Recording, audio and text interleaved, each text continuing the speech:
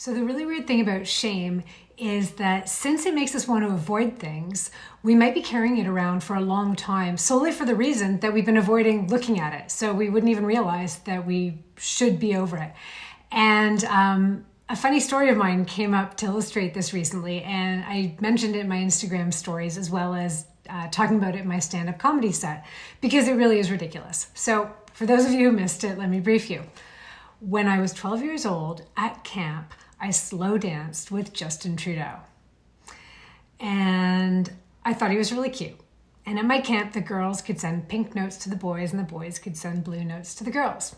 So after the dance, let's get things done type of girl, I don't know.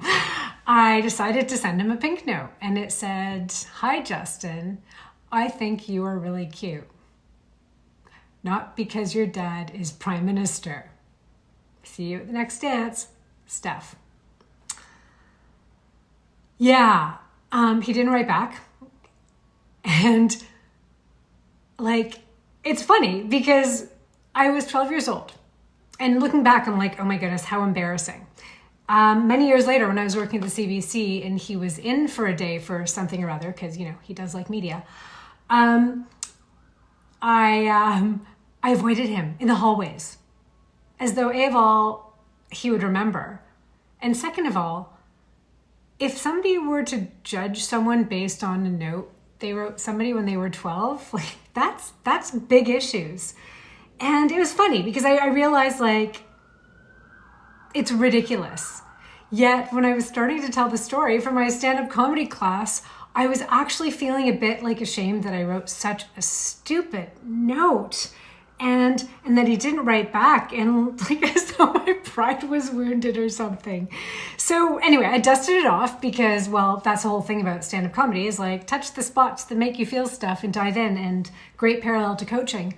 And the reason it's worth telling you is that carrying around of little pieces of shame, they add up. And sure, that's a story that's not going to impact anyone's life dramatically, that I'm coming out and sharing it with the world, unless you are holding trauma for a note you sent a boy when you were 12, in which case we can talk.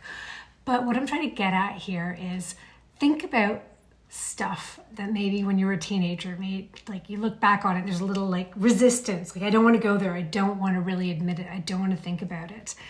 And take a look at it with adult eyes, kind adult eyes, not judgy adult eyes. And it might be just time to be oh yeah, I don't need to carry around any feelings about that.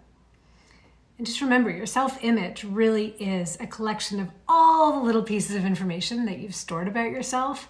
So it might seem like a stupid little thing, and it is, as a standalone piece.